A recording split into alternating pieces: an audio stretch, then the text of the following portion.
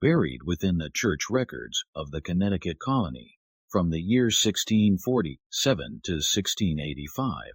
A specific pattern emerges from the small settlement of Newfield. More than 300 last wills and testaments were formally executed. Every single one of these documents passed through the hands of the same three individuals, all men who shared the Pemberton surname. What historians would later identify as truly alarming was not simply the sheer volume of these wills, but the chilling discovery made beneath the floorboards of the Pemberton family's own residence. There, investigators found hundreds of tiny glass vials holding the residue of substances like opium and belladonna. These were stored alongside personal diaries that meticulously documented the final, divine visions experienced by dying colonists. These heavenly revelations, curiously, always seemed to result in financial gain for the Pemberton family's expanding wealth. 23 individuals passed away just days after putting their signatures on these wills, each one undergoing what observers at the time described as a state of rapturous connection with God. The colonial authorities who originally uncovered these records allegedly chose to seal them away, concerned that the resulting controversy would severely damage public confidence in the institutions of the colony. Before we proceed further with the unsettling account of the Pemberton family, if you possess the courage to confront these dark truths from history, please consider subscribing to this channel. This variety of historical investigation is not suited for every viewer. It is intended only for those who genuinely wish to comprehend the shadows that linger within America's past. I would be very interested if you would leave a comment below, telling me which state you are listening from today. I am curious to learn just how far the echoes of these lost tales are traveling. Now, let us return to Colonial, Connecticut, where our story first begins. This case remained hidden, buried deep within historical archives, until the year 1998. It was then that a researcher from Yale University accidentally came across these old documents and started assembling the pieces of what may stand as early America's most horrifying instance of systematic inheritance fraud. This academic noted something especially eerie. The Pembertons maintained extraordinarily detailed accounts of their victims' final moments, including written records of their drug-induced statements, which exposed a clear method of careful manipulation through religious suggestion. What you are about to hear is the true story of the Pemberton family and their scheme that spanned decades, a complex web of manipulation, deceit, and finally, murder. In their relentless pursuit of riches and influence, did the Pembertons simply take advantage of religious passion and a widespread lack of medical knowledge? Or was there a more malevolent force at work in colonial Connecticut? The reality, as you will soon learn, is far more troubling than the stories most history books have ever been willing to tell. Before we continue with the saga of the Pemberton family, if you are finding these dark historical accounts engaging, please make sure to subscribe to our channel and become part of our community of enthusiasts for historical mysteries. Leave a comment telling us which state you are listening from. I am genuinely interested to see how widely these forgotten narratives are being heard. Now, let us go back to Colonial, Connecticut, where our story unfolds. The year was 1647, and the community of Newfield was still in the process of defining its character among the expanding towns of the Connecticut colony. Similar to many other New England settlements, it was established by people searching for religious freedom, strict Puritans who had separated from more established communities, believing them to have already become too relaxed in their religious dedication. This small township, situated between thick forests and rugged hills, was home to fewer than 60 families. Most lived in simple wood frame houses clustered around a central meeting house that functioned as both a church and a government building. Winter in colonial Connecticut was always harsh, but the winter of 1647 proved to be especially cruel. Supplies of food ran dangerously low, and sickness moved rapidly through the tightly packed community. It was during this period of desperation that three brothers appeared in Newfield, having traveled from the Massachusetts Bay Colony. The Pemberton brothers, Obadiah, Jeremiah, and Cornelius, arrived carrying letters of introduction and recommendation that instantly positioned them as men of significant status. Later inquiries would determine these letters to be masterful forgeries, complete with the signatures of well-known Boston ministers and officials, whose penmanship would have been unknown to the remote people of Newfield. The Pembertons had dedicated months to preparing these papers, analyzing the handwriting and official seals of various colonial leaders. This degree of advanced planning indicated that their coming to Newfield was not a random event, but the result of deliberate choice. They had pinpointed this community as a perfect target, isolated, battling sickness and difficulty, and in dire need of educated leadership. Obadiah Pemberton, the oldest at 34 years of age, introduced himself as a doctor educated in the most current medical techniques from London. With his serious disposition, neatly kept beard, and the black leather bag of medical tools he always carried, he rapidly became essential to the suffering town. In that era of early colonial medicine, a physician with formal training was exceptionally uncommon, and the inhabitants of Newfield viewed his arrival as nothing less than an act of divine providence. Jeremiah Pemberton, the middle brother at 32, was a clergyman who had supposedly studied at Cambridge before sailing to the New World. Tall and thin, with intense eyes that appeared to look straight through a person, Reverend Pemberton spoke with a quiet certainty on topics of Scripture and salvation. His sermons, delivered in a captivating rhythm that could continue for hours without losing power, earned praise from even the most devout Puritans in Newfield.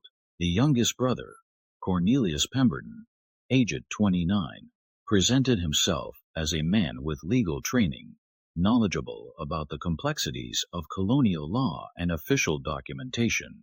Unlike his more severe brothers, Cornelius projected an air of cultured refinement. His clothing, while still conforming to Puritan standards of modesty, was made from better materials, and he carried himself with the assurance of a man familiar with power. Within a few months of their arrival, the town council selected him to serve as magistrate, tasked with witnessing and recording all legal affairs for the settlement. The three brothers moved into a house that had been left empty after the Wilton family had died from fever the previous winter. Located a short distance from the other homes, the two-story wooden building was one of the larger structures in the settlement, featuring a stone foundation and multiple rooms, a luxury at a time when most families occupied single-room dwellings. The brothers promptly began expanding it, constructing a separate office for Cornelius's legal work, a small pharmacy room for Obadiah's medical preparations, and a private prayer space for Jeremiah's spiritual reflections. What made the Pembertons unusual for that period was the fact that none of them had brought wives or children with them. When asked about this, they would explain with rehearsed solemnity that they had committed their lives to serving others rather than starting families of their own. "Our calling is to care for God's flock," Jeremiah would state, "not to raise one of our own." This unusual living situation provoked little suspicion in a community where religious devotion and commitment to communal service were considered the highest virtues. The brothers quickly became foundational figures in the community. Obadiah cared for the sick with relentless commitment, often spending entire days at the bedsides of those suffering from the various diseases that afflicted colonial settlements. Jeremiah offered spiritual solace, his prayers and readings from Scripture bringing comfort to the sick and their families. Cornelius made sure that all legal issues, from property disagreements to contracts, were handled with precise attention to detail. It was goodwife Sarah Holcomb who first benefited from what would later become known as the Pemberton spiritual preparation for death. As the widow of one of Newfield's founding families, Sarah had inherited a sizable property on the eastern edge of the settlement. 60 acres of cleared land with a solid house, a barn, and various farm animals. When she became sick with what Obadiah identified as consumption of the lungs, the three brothers took a particular interest in her care. For weeks, they visited her every day. Obadiah gave her various tinctures and powders to relieve her physical pain.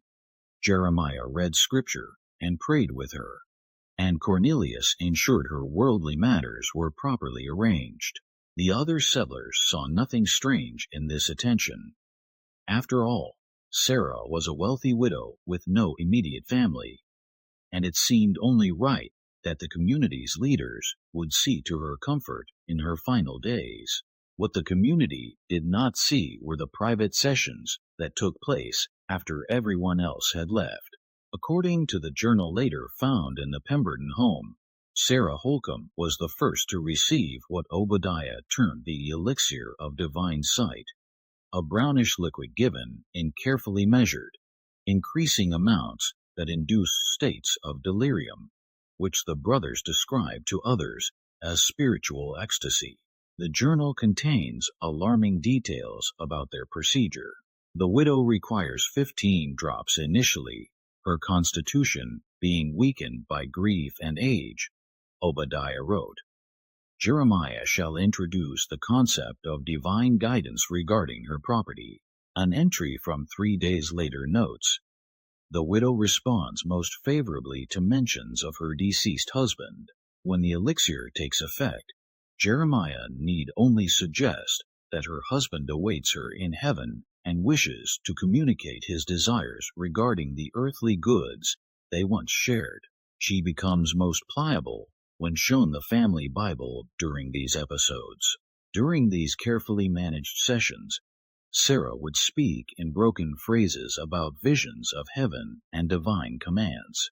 Cornelius, always present with a pen and paper, would write down every word, later presenting them as Sarah's heaven-sent final instructions. Among these instructions was the gift of her entire estate to the Pemberton brothers, who would use it for God's glory and to support his servants in Newfield. When Sarah Holcomb died on December 14, 1647, her funeral was attended by the entire settlement. Jeremiah gave a heartfelt eulogy, speaking with emotion about Sarah's generosity and spiritual insight. Cornelius read the will he had prepared, explaining to the gathered mourners that Sarah had been blessed with divine visions in her last days, during which she had received clear directions concerning the distribution of her earthly possessions. In a community where divine revelation was not just considered possible, but expected among the truly faithful, no one questioned the unusual conditions of Sarah's will. Instead, many saw it as proof of the Pembertons' special connection to God. For to whom else would a dying woman entrust a divine mission? With the acquisition of the Holcomb property, the Pembertons began to establish what they carefully presented as a ministry of preparation, a special service for those nearing death. As accounts of Sarah's peaceful passing and spiritual vision spread, other families started to request the brothers' presence when their loved ones fell ill. Each time, the pattern repeated itself. Obadiah would diagnose the illness and administer his medicines, Jeremiah would offer spiritual guidance, and Cornelius would make sure legal affairs were settled. And each time, as death drew near, the brothers would administer their secret elixir, record the resulting divine visions, and emerge with documentation of the dying person's desire to contribute to the Pembertons' increasingly wealthy ministry. By the spring of 1650, the Pembertons had obtained 4 more properties and established themselves as the most prosperous family in Newfield. They hired workers to farm the lands they had acquired, built a larger home for themselves close to the main meeting house, and started to wield greater control over the settlement's governance. Their accumulating riches aroused little suspicion. They continued to live modestly despite their means, maintained their dedicated service to the community, and frequently spoke of their intentions to construct a proper church and school with their resources. The Pembertons were careful to build a reputation for piety and charity. They gave a part of their harvests to families in need, started a small charity to supply medicines to the poor, and paid for improvements to the meeting house. These public acts of kindness worked as effective cover for their true actions, creating a shield of community goodwill that made doubting their methods seem unthinkable. They were particularly clever in handling any suspicions.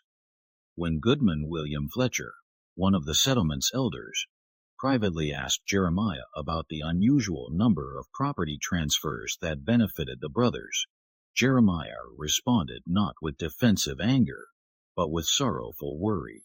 According to witness accounts gathered later, Jeremiah proposed that such doubts might indicate a weakness of faith, and offered to pray with Fletcher for strength against the devil's attempts to create division. The psychological manipulation was masterful. Fletcher ended the conversation feeling ashamed of his suspicions rather than validated in having them. The brothers also started what became known as Testimony Sundays, special worship services where they would invite those who had witnessed the divine visions of the recently deceased to share their experiences with the entire congregation. These public recountings served several purposes. They reinforced the legitimacy of the Pemberton's claims, created social pressure against questioning such sacred events, and subtly warned others that any expression of doubt would be viewed as an attack on the spiritual testimony of respected community members. Their careful accumulation of both financial and social capital created a position within the community that was almost unassailable. By 1655, Jeremiah had been officially named the settlement's minister. Cornelius served as both magistrate and record keeper for all official business, and Obadiah's medical authority was beyond question. They had successfully gained control of Newfield's spiritual, legal, and physical welfare, a position that enabled them to continue their scheme with very little risk of being discovered. The pattern might have continued forever if not for the arrival of Constance Pemberton in the summer of 1664. 17 years after the brothers had established themselves in Newfield, a carriage arrived carrying a young woman of about 16 who introduced herself as Obadiah's niece. With her was a letter explaining that she was the daughter of a fourth Pemberton brother who had stayed in England and had recently died, leaving Constance in the care of her uncles in the colonies. Tall and slender, with the same penetrating eyes as Jeremiah, but a warmth her uncles did not possess, Constance quickly became a cherished figure in Newfield. Unlike her stern, reserved uncles, she was quick to smile and eager to help neighbors with tasks or childcare. She attended prayer meetings dutifully, but displayed none of the zealous intensity that defined her Uncle Jeremiah's faith. Instead, she demonstrated a quiet, personal devotion that many found refreshing.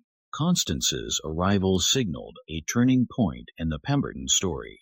For the first time, an outsider was living within the private world of the three brothers, observing their habits and conversations in unguarded moments. Although they maintained their public personas around her, the close living conditions of colonial life made total secrecy impossible. The brothers initially had mixed reactions to Constance's arrival, as shown in their private letters found years later.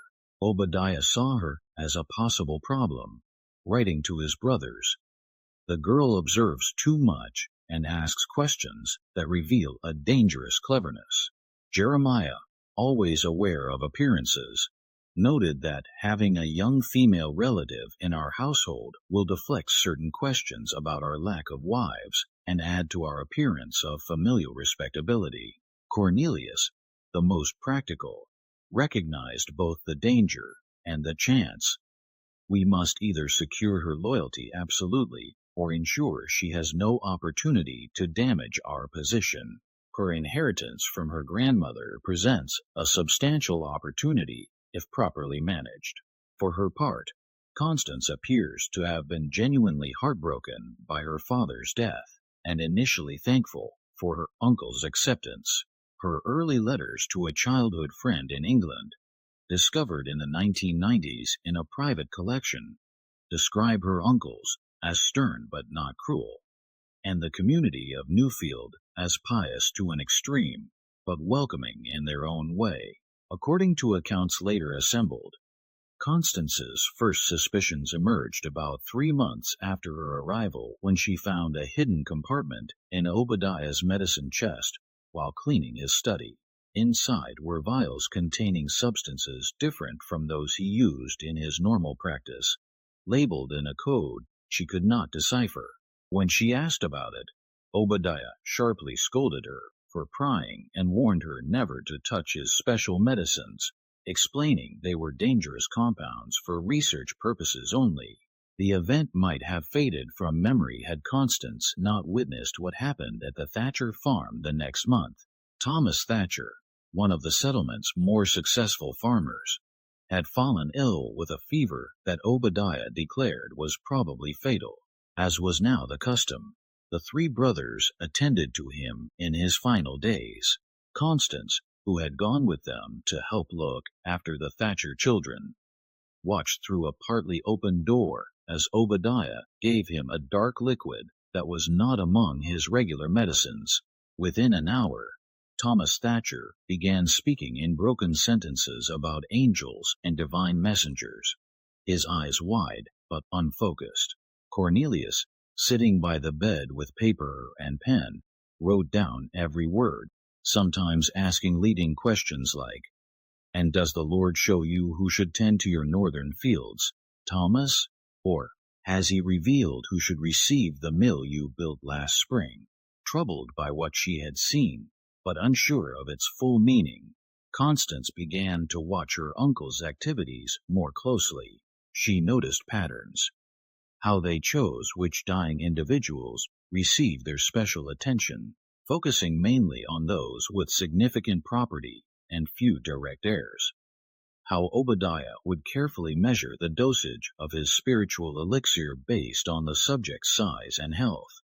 How Jeremiah would interpret the resulting delirious speeches through a spiritual lens, and how Cornelius would transform these interpretations into legally binding documents. Despite her growing suspicions, Constance remained silent.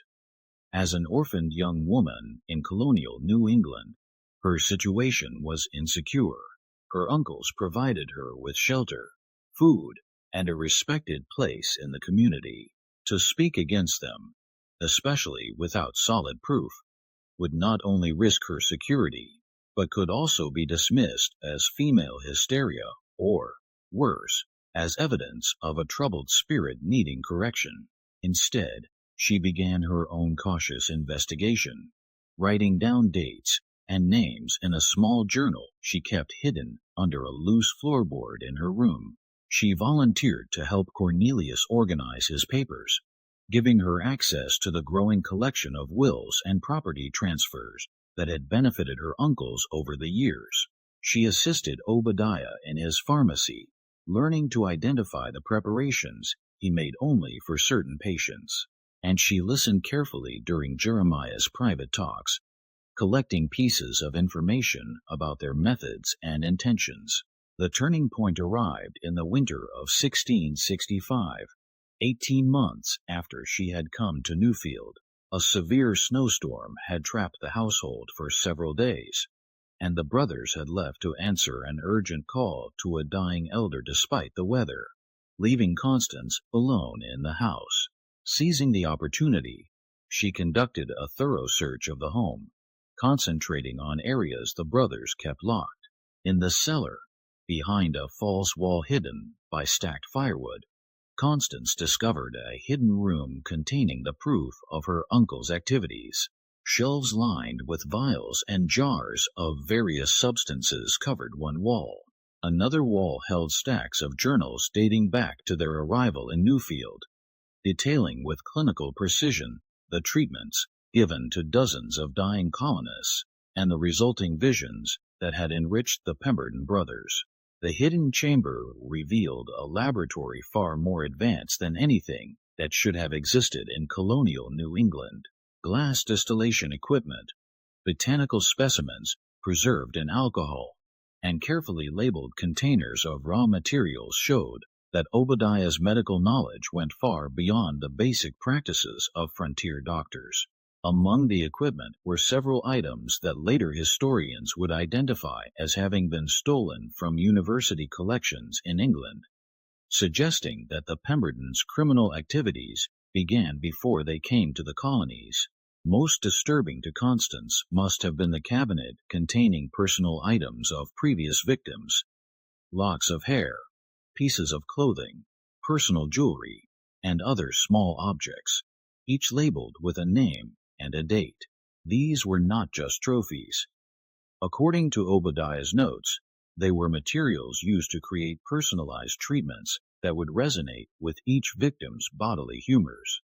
The level of cold-blooded predation shown by this collection indicates a psychological detachment that goes beyond simple greed. But most alarming was a ledger in Cornelius's precise handwriting, listing properties acquired, their values, and calculations of total wealth accumulated through their scheme. The final page included an entry that chilled Constance to her core. CP inheritance from maternal grandmother, to be secured upon her 18th year. The initials matched her own, and with a sudden, horrifying understanding, Constance realized that she herself was planned to be their next victim. The heavy snow and her uncle's absence gave Constance valuable time to think about her choices. She copied key evidence into her journal, put everything back as she had found it, and made a plan to escape. According to her journal, she meant to flee to Hartford as soon as the weather allowed, taking her evidence to the colonial authorities there. But the winter of 1665 to 1666 was one of the most severe ever recorded in New England. Snow kept falling for weeks, making travel impossible. By the time the paths were clear again, Constance had seen several more deathbed ministrations and collected more evidence of her uncle's methods. She had also noticed a subtle shift in their behavior toward her. More questions about her health, discussions of her future, and comments about her maternal grandmother's estate that she would inherit when she became an adult. Most frightening was finding Obadiah looking through her personal things one evening, including the hairbrush and drinking cup she used every day.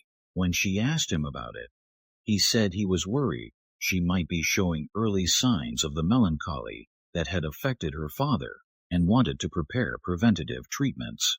The explanation, delivered with practiced concern, only strengthened her resolve to get away. According to entries in her journal, Constance planned to leave on April 15, 1666, when a merchant convoy would be passing through Newfield on its way to Hartford. She had carefully gathered her evidence, obtained a small amount of money by selling embroidery work, and prepared a bundle of essential belongings. The night before her planned escape, she wrote a final entry. "I fear they suspect. Uncle Obadiah prepared a special tea this evening, insisting it would help me sleep. I pretended to drink, but disposed of it when unobserved. If I do not reach Hartford, let whoever finds this journal know that the Pemberton brothers have enriched themselves through wickedness, and that I fear I am their next intended victim." What happened the next day has been reconstructed from various accounts.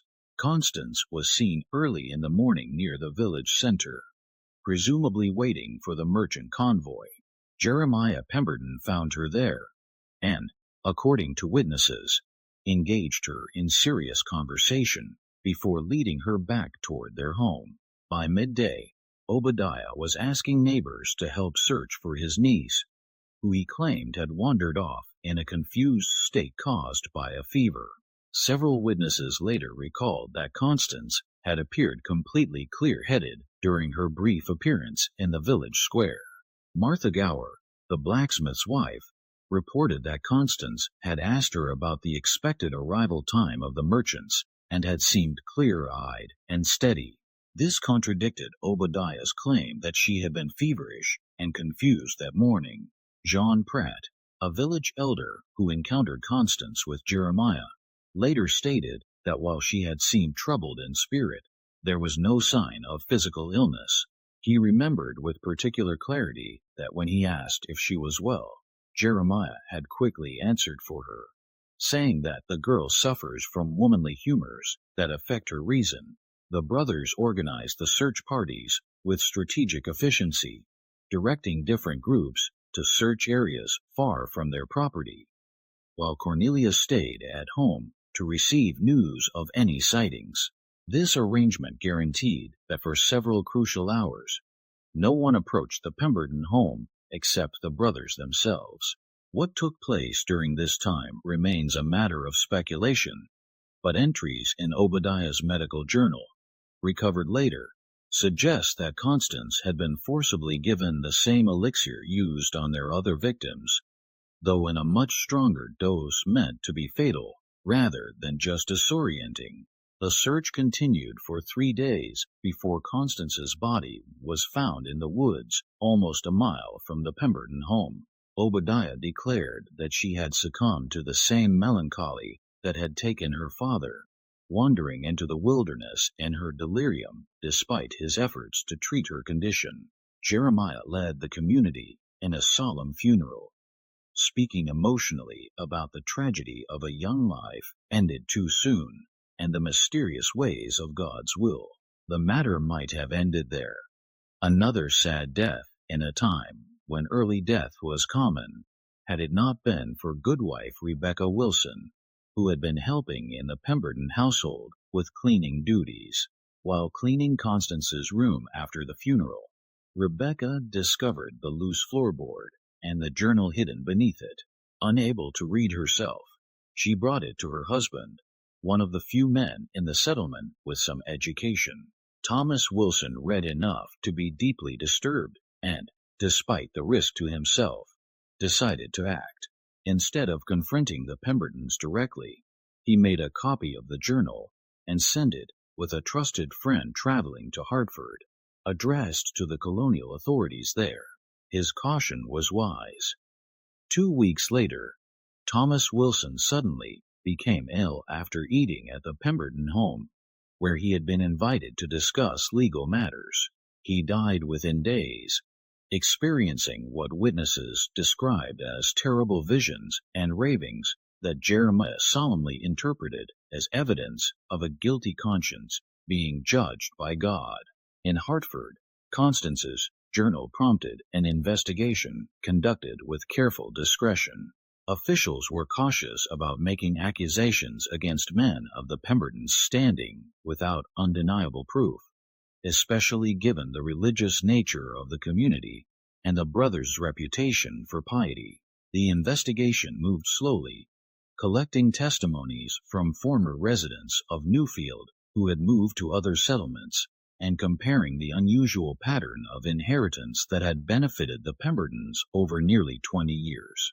The colonial officials assigned to the case faced many obstacles. Many potential witnesses feared spiritual punishment for speaking against men of God. Others worried about legal consequences if their accusations turned out to be false. The brothers' careful cultivation of community support meant that for every person willing to voice suspicion, there were 3 ready to defend their character and devotion. Adding to the difficulty was the nature of the evidence itself. Constance's journal, while compelling, was the testimony of a young woman, a group whose accounts were often dismissed as hysteria or female imagination in colonial society. The pattern of inheritance while suspicious to modern eyes, could be explained away as the natural outcome of the brothers' spiritual guidance, and the main accusation that the Pembertons were drugging the dying to manipulate their wills involved medical and spiritual matters that few colonial officials felt competent to judge. Determined to build an undeniable case, the Hartford authorities sent an undercover agent to Newfield in early 1667, presenting himself as a wealthy merchant suffering from a mysterious wasting illness. Thomas Bradford took lodging in Newfield and, as expected, came under the care of Dr. Obadiah Pemberton. Bradford's reports, sent secretly to Hartford, confirmed Constance's allegations, detailing how Obadiah gave strange-tasting medicines that caused confused states, during which Jeremiah would steer conversations towards spiritual matters and property distribution, while Cornelius prepared documents for signature. By early 1667, colonial officials had gathered enough evidence to justify action. A delegation was sent to Newfield with orders to arrest the Pemberton brothers and search their property. But upon arriving, they found the settlement in chaos. A mysterious fire had destroyed the Pemberton home the previous night, reportedly killing all three brothers as they slept. The timing was suspicious, but with the main suspects dead and much of the physical evidence destroyed, the official investigation stalled. The story might have ended there, relegated to colonial records and eventually forgotten, if not for what was found in the spring of 1668. As the new owner of the Pemberton property began clearing the burned ruins to rebuild, workers uncovered a hidden cellar room that had survived the fire. Inside were hundreds of vials containing dried residues of various compounds, journals dating back to 1647 detailing the brothers' methods and victims, and a collection of personal items belonging to Constance Pemberton, including strands of her hair and fingernail clippings, apparently gathered for use in administering their poisons without detection. Most damning was a final journal entry in Cornelius's handwriting, dated the day before the fire. The girl's journal has been found. Wilson has betrayed us. Hartford will send men. All must be cleansed by fire, and we must begin anew elsewhere. Providence has delivered us this far, and will not abandon us now. The discovery sent shockwaves through the community and prompted a colony-wide search for the brothers, now suspected of having faked their own deaths. Records from that time show increased watchfulness at ports and along colonial roads, with descriptions of the Pembertons circulated throughout New England.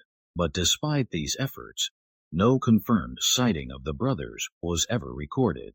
The true fate of the Pemberton brothers remains one of colonial America's unsolved mysteries. Some historical accounts suggest they may have fled to the southern colonies, or even returned to England under different names.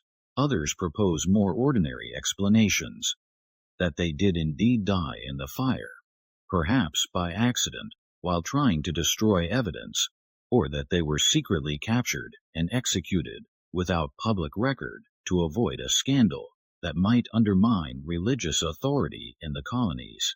Colonial records from Virginia provide an intriguing possibility. In 1670, three brothers named Preston established themselves in Jamestown, opening an apothecary, a legal practice, and a small chapel, respectively. Descriptions of these men match the approximate ages and appearances of the Pembertons. More tellingly, their arrival coincided with a series of deaths among wealthy colonists who reportedly experienced divine visions before signing new wills. When authorities began investigating these deaths in 1673, the Prestons vanished overnight, leaving behind a hidden room containing equipment remarkably similar to that described in the Newfield investigation. Similarly, parish records from Bristol, England, document the arrival of three brothers named Penworth in 1675, men of middle age, who claimed to be returning from the colonies with substantial wealth. These men established themselves quickly in Bristol society, with one becoming a respected physician, another joining the clergy, and the third practicing law. The Penworths were known for their charitable work with the dying, particularly those of means without direct heirs. Their activities stopped abruptly in 1683 when a fire destroyed their shared home, another convenient blaze that left no bodies to identify. Whether these were the same men operating under different names remains speculative. However, the pattern of behavior, the complementary skills, and the convenient disappearances suggest a tantalizing possibility that the Pembertons continued their scheme for decades after fleeing Newfield, adapting and refining their methods across different regions. What is certain is the impact of their scheme on the development of legal practices in the Connecticut colony. In 1670, the colonial legislature passed what became known as the Witness Statute, requiring multiple unrelated witnesses for any deathbed will changes and prohibiting those who stood to benefit from serving as witnesses. The statute specifically referenced the prevention of fraud through false claims of divine revelation, a clear reaction to the Pembertons' methods. The Pemberton case faded from public memory over the following generations, preserved mainly in legal records and occasional mentions in private letters. By the mid-18th century, it had become little more than a cautionary tale told to law students and medical apprentices about the potential for abuse when spiritual authority, medical knowledge, and legal power were combined without proper oversight. If you are finding this historical account as disturbing as I do, take a moment to click the like button and subscribe to our channel for more forgotten tales from America's dark past. I would be interested to know in the comments if you have ever heard of similar historical cases of exploitation under the guise of religious authority. Now, let's continue with what historians have uncovered about the aftermath of the Pemberton scandal. The story might have remained buried in colonial archives had it not been for Dr. Elizabeth Hawthorne, a Yale historian specializing in early American medical practices. In 1998, while researching the development of palliative care in colonial New England, Dr. Hawthorne discovered references to the Pemberton case in the personal papers of Jonathan Edwards, the famous 18th century theologian who had apparently used the case as evidence in his private writings about the dangers of false spiritual claims. Intrigued, Dr. Hawthorne began a systematic search through Connecticut's colonial records, eventually uncovering the original investigation documents in a misfiled archive box at the Connecticut Historical Society. The materials included copies of the Pemberton's journals, witness testimonies, and, most valuably, Constance Pemberton's personal journal, which had been preserved as evidence. What makes the Pemberton case especially significant to historians is not just the brothers' scheme itself, but what it reveals about the intersection of medicine, religion, and law in colonial America. The brothers exploited a society where these three domains were still tightly interconnected, using each to strengthen their authority in the others. Their medical knowledge gave them access to the dying, their religious status protected them from suspicion, and their legal power allowed them to formalize their fraudulent acquisitions. Modern analysis of the journal descriptions suggests that the Pembertons' elixir of divine sight was likely a sophisticated blend of opium, belladonna, and possibly other psychoactive plants native to New England. The dosages were carefully calculated based on the victim's weight and health, designed to produce a specific state of delirium, coherent enough to speak, but detached enough from reality to be highly open to suggestion. Dr. Melissa Thornton, a medical historian at Johns Hopkins University, who analyzed the formula descriptions in 2002, noted that the combination shows a surprisingly advanced understanding of neurochemistry for the 17th century. What makes the Pemberton's concoction particularly sophisticated wasn't just the ingredients, but the precise ratios and administration methods. They had developed what amounts to an early truth serum combined with a hallucinogen, calibrated to produce a very specific cognitive state in which subjects remained verbally responsive but highly suggestible with diminished critical thinking. The formula appears to have been refined through careful observation and experimentation. Early journal entries show numerous adjustments to the mixture with notes about the effects of various ratios on different subjects. Increased tincture of belladonna by 5 drops for the Henderson widow resulted in more vivid visions but excessive physical agitation. Return to previous formulation, but extend preparation period by 2 days for similar subjects. Reads one entry from 1651. Particularly disturbing is evidence that the brothers conducted deliberate experiments on unaware subjects. Several journal entries describe giving different versions of their elixir to traveling strangers who sought shelter with them for a night, noting the effects and refining their formula based on the results. These unfortunate travelers, whose names were never recorded, appear to have been chosen specifically because their temporary presence in the community meant their strange behavior would not attract lasting attention, and their subsequent departure or disappearance would not raise alarms. The journals reveal a chilling level of calculation in the brothers' methods. They would study each victim's speech patterns, religious beliefs, and property holdings before giving their elixir. During the induced delirium, they would ask leading questions that included these details, making the resulting divine instructions seem genuinely personal. They would introduce specific religious imagery known to resonate with the individual, creating an experience that witnesses would find convincingly spiritual. Perhaps most disturbing is the evidence that the Pemberton scheme was not their first. References in their earliest journals suggest they had tried similar methods in the Massachusetts Bay Colony, but had been forced to move after arousing suspicions. This pattern of calculated movement and adaptation indicates a level of premeditation that goes beyond mere opportunism, suggesting instead a carefully planned criminal enterprise disguised as religious service.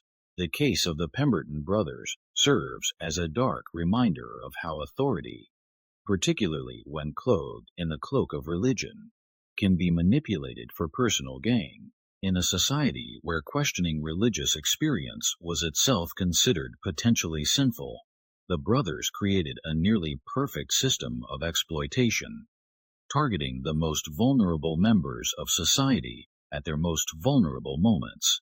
The historical record goes silent on the Pembertons after 1668, but local legends in various New England communities suggest the brothers may have continued their practices under different identities. A similar case was recorded in Rhode Island in 1682 involving 3 brothers named Preston, who attended to the dying with remarkably similar methods. By 1690, reports emerged from Philadelphia of spiritual physicians who helped the wealthy achieve divine visions in their final hours, often resulting in unexpected changes to their wills. Whether these were the Pembertons operating under new names or merely copycat schemes inspired by rumors of their success remains unknown. What is clear is that their methods created a template that others could follow, exploiting the same vulnerabilities in colonial society. The most poignant aspect of the Pemberton case remains the fate of Constance. Historical records confirm that she did indeed stand to inherit a substantial estate from her maternal grandmother upon turning 18, property in England worth far more than everything the Pembertons had accumulated through their years of fraud. The brothers' plan, detailed in their private journals, was to start giving Constance small, undetectable doses of their compounds months before her 18th birthday. gradually increasing the amount until she experienced a spiritual revelation directing her to sign over her inheritance to them, followed by a fatal overdose that would look like natural illness. Constance's discovery of their scheme and her attempted escape represents one of history's might have been moments. Had she reached Hartford with her evidence, the Pembertons might have been stopped years earlier, saving numerous victims from their predation. Instead, her death became just another in the brothers' long list of crimes, distinguished only by the fact that it ultimately led to their exposure. In the century since, the Pemberton case has been referenced in legal scholarship as one of the earliest documented instances of systematic inheritance fraud in American history. It has been studied by medical historians for its early example of pharmaceutical manipulation for criminal purposes, and for religious scholars, it stands as a cautionary tale about the dangers of unquestioning faith in spiritual authority. The site where the Pemberton home once stood remains undeveloped to this day, part of a protected historical area in what is now the town of Newfield, Connecticut. Local residents still speak of strange dreams affecting those who spend too much time near the foundation stones that are all that remain of the original structure. Whether these stories represent the psychological impact of knowing the site's history or something more mysterious remains, like much about the Pemberton case, a matter of personal interpretation. What we do know with certainty is that between 1647 and 1667, three brothers systematically exploited the faith, fear, and vulnerability of a colonial community, amassing wealth and power through a carefully orchestrated fraud that claimed dozens of victims. Their methods combined scientific knowledge, religious manipulation, and legal maneuvering in ways that were centuries ahead of their time in terms of criminal sophistication. As you listen to this account, you might wonder how such a scheme could succeed for so long without detection. The answer lies in the perfect storm of conditions the Pembertons exploited. A society where questioning religious experience was itself suspect, where medical knowledge was limited and largely unregulated, where legal documentation was basic and concentrated in few hands, and where community trust was essential for survival, making people hesitant to voice suspicions about respected figures. In many ways, the story of the Pemberton brothers serves as a mirror reflecting our own vulnerabilities to those who would exploit our deepest beliefs and fears. The specific circumstances may differ across centuries, but the human tendencies they manipulated remain constant. Our fear of death, our hope for divine favor, our trust in authority, and our reluctance to question those who speak in the name of higher powers. If this dark historical narrative has sent chills down your spine, take a moment to share it with someone who appreciates true historical mysteries. Hit the like button to help others discover this forgotten chapter of American history, and subscribe to never miss our explorations of the shadows lurking in our past. Do you believe the Pemberton brothers truly perished in that fire, or do you think they escaped to continue their schemes elsewhere? Leave your theories in the comments below. The true power of the Pemberton case lies not in its sensationalism, but in its plausibility, the uncomfortable recognition that such calculated exploitation could happen, did happen, and perhaps continues to happen in different forms whenever authority remains unquestioned and unaccountable. Their story reminds us that sometimes the most terrifying monsters are not supernatural beings, but ordinary humans who have learned to weaponize our deepest beliefs against us. As a final note, Dr. Hawthorne's research continues at Yale, where she and her team are attempting to compile a complete list of the Pemberton's victims and trace any surviving family lines. Their goal is not only historical documentation, but also a form of long-delayed justice, acknowledging the wrongs committed against these forgotten colonists. and restoring their stories to our collective memory. The next time you pass an ancient church or colonial-era cemetery, perhaps you'll pause to wonder about the stories buried there, not just of faith and community, but also of those who may have exploited both for their own dark purposes. For in the shadows of even our most sacred institutions, predators have always found ways to hunt, counting on our reluctance to believe that evil can wear the face of respectability and speak the language of our deepest convictions. And perhaps that, ultimately, is the most enduring legacy of the Pemberton brothers.